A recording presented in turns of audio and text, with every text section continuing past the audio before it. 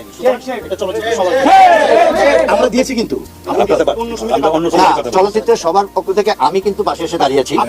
আমি সাংবাদিক সমস্ত সংগঠনের সাথে যোগাযোগ করছি, সবার সাথে পাশে এসে দাঁড়িয়েছি। এবং এই ভাই যেটা হয় যে অন্য সংগঠনগুলো সবকিছুতে একটা বিবৃতি দিয়ে সাথে থাকে। আপনি এবং শাহিন সুমন ভাই আমাদের সঙ্গে ছিলেন, ভাইও আজকে আমাদের সাথে ছিলেন, এটা আমাদের কোনো ডাউট নাই। কিন্তু আমাদের যে একটা প্রত্যাশা, আমরা তো ওনাদের সবার সহকর্মী, ছোট ভাই বড় ভাই, এরকম একটা ব্যাপার সেই জায়গায় সময়টা খুব তাড়াতাড়ি করছে না। কালকে জয় চৌধুরী কই?